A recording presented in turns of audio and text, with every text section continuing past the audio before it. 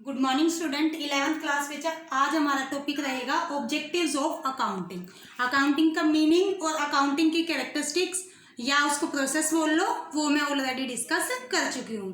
क्या बताया था मैंने आपको कि अकाउंटिंग क्या होती है कि जो भी बिजनेस के अंदर ट्रांजेक्शन्स होती हैं वही ट्रांजेक्शन जो मॉनेटरी टर्म्स की हो, जो फाइनेंशियल नेचर की हो, उन ट्रांजेक्शन्स को जर्नल में रिकॉर्ड करना, क्लासिफाई करना, समराइज करना, इस प्रोसेस को क्या बोला जाता है? अकाउंटिंग बोला जाता है। आज हम करेंगे objectives of accounting. Objective of accounting में क्या आएगा? सबसे first objective, to keep systematic record of business transaction. सबसे फर्स्ट अकाउंटिंग का ऑब्जेक्टिव क्या होता है? Systematic record. जितनी भी ट्रांजेक्शन्स होती हैं उनके स्टेप बाय स्टेप क्या रखना? रिकॉर्ड रखना। जैसे आज की डेट में ट्रांजेक्शन हुई है तो आज उसकी जर्नल में रिकॉर्डिंग कर ली, कल हुई ट्रांजेक्शन तो कल जर्नल में रिकॉर्डिंग कर ली, यानी कि स्टेप बाय स्टेप जर्नल में क्या कर ली जाती है? रिकॉर्डिंग कर ली जाती है। इस तरह से हर ट्रांजेक्शन का सिस्टमैटिक रिकॉर्ड जो होता है वो बिजनेस के पास होता है। अकाउंटिंग करने का ऑब्जेक्टिव क्या होता है? अकाउंटिंग क्यों की जाती है? ताकि हर एक ट्रांजेक्शन का क्या रहे? सिस्टमैटिक रिकॉर्ड रहे। Second, to know profit and loss.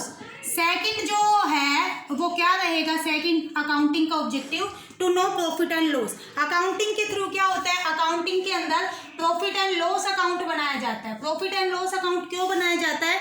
To know the net profit and net loss of the year. Profit and loss account में ऐसे दो साइड होते हैं, जो क्रेडिट साइड होती है उस साइड सारी इनकम लिखी जाती है और डेबिट साइड सारे एक्सपेंसेस लिखे जाते हैं। अगर इनकम वाली साइड ग्रेटर देन एक्सपेंसेस है, अगर इनकम है ग्रेटर देन एक्सपेंसेस है, इट मींस बिजनेस में क्या हुआ है? Net profit. और अगर एक्सपेंसेस ग्रेटर देन इनकम है, इट मींस बिजनेस में क्या हुआ है? Net loss. तो अकाउंटिंग जो है उसको बनाने का, अकाउंटिंग करने का मेन ऑब्जेक्टिव क्या होता है? ताकि बिजनेस के प्रॉफिट एंड लॉस का पता लगाया जा सके, ये पता लगाया जा सके कि पूरे साल में कितने एक्सपेंसेस हुए हैं और पूरे साल में कितनी इनकम हुई है। थर्ड जो रहेगा वो होगा to know the financial position of the business. Accounting का जो थर्ड ऑब्जेक्टिव है वो है बिजनेस की फाइनेंशियल पोजीशन का पता लगाना। बिजनेस की फाइनेंशियल पोजीशन कैसे पता लगाई जाती है? बैलेंस शीट बना के बिजनेस की फाइनेंशियल पोजीशन का पता लगाया जाता है। जो बैलेंस शीट है वो at the end of the year बनाई जाती है। बैलेंस शीट के भी दो साइड्स होते हैं। क्रेडिट साइड जो होती है वो सारी एसेट्स लिखी जाती है और डेबिट साइड सारी क्या लिखी जाती है? लायबिलिटीज। एसेट्स में आपको पहले ही बता चुकी हूँ, वो सारी चीजें जिस पे बिजनेस के ओनर का राइट होता है, जो बिजनेस में जैसे कैश है, बिजनेस का बैंक बैलेंस है, फर्नीचर है, मशीनरी है, प्लांट है, ये क्या है? बिजनेस की एसेट्स। और जो पैसा बिजनेस ने आउटसाइडर को पे करना है वो क्या है? बिजनेस की लायबिलिटी। जैसे बीपी है, क्रेडिटर्स है, ये क्या है? बिजनेस की लायबिलिटी। अगर एसेट्स ज्यादा है लायबिलिटी से, इट मीन्स बिजनेस की पोजीशन कैसी है? साउंड फाइनेंशियल पोजीशन है। और अगर लायबिलिटी ज्यादा है एसेट से, इसका मतलब बिजनेस की फाइनेंशियल पोजीशन कैसी है? वीक। तो क्या बोलोगे कि जो है अकाउंटिंग है उसको करने का ऑब्जेक्टिव क्या होता है? अकाउंटिंग को करने का ऑब्जेक्टिव होता है ताकि बिजनेस की ट्रू फाइनेंशियल पोजीशन का पता लगाया जा सके। बिजनेस की ट्रू फाइनेंशियल पोजीशन का कैसे पता लगाओगे? By making the balance sheet. Balance sheet बना के बिजनेस की फाइनेंशियल पोजीशन का पता लगाया जा सकता है। उसके बाद जो नेक्स्ट रहेगा हमारा वो रहेगा to know the exact reason, to know the exact reason for net profit. जो भी हमारा नेट प्रॉफिट या नेट लॉस आया है उसके पीछे एग्जैक्ट रीजन क्या है?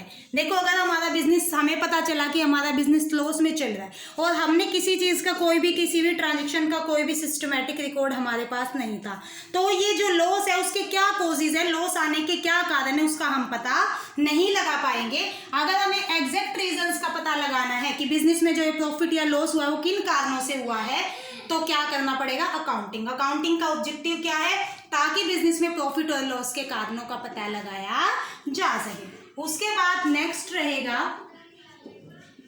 To ascertain progress of the business. Progress of the business. देखो, किसी भी ऑर्गेनाइजेशन में क्या होता है, जैसे इस साल हमने trading profit and loss account बना लिया, नेक्स्ट ईयर फिर हमने प्रॉफिट एंड लॉस अकाउंट बना के प्रॉफिट का पता लगा लिया।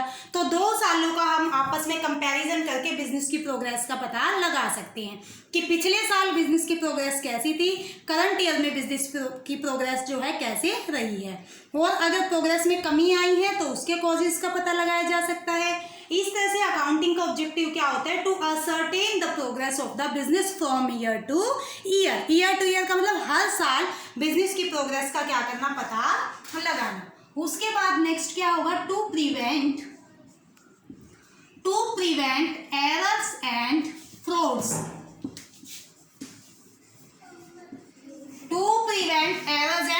एरर्स क्या होती है, गलतियां। अगर हमने सिस्टमेटिक रिकॉर्ड ही नहीं रखा, अकाउंटिंग का काम ही नहीं किया, ना जर्नल बनाया, ना लेजर बनाया, ना ट्रायल बैलेंस बनाया, तो एरर्स का पता लगाना क्या हो जाएगा, मुश्किल हो जाएगा। तो जो अकाउंटिंग है उसका ऑब्जेक्टिव क्या होता है, ताकि एरर्स को प्रिवेंट किया जा सके और फ्रॉड को होने से रोका जा सके।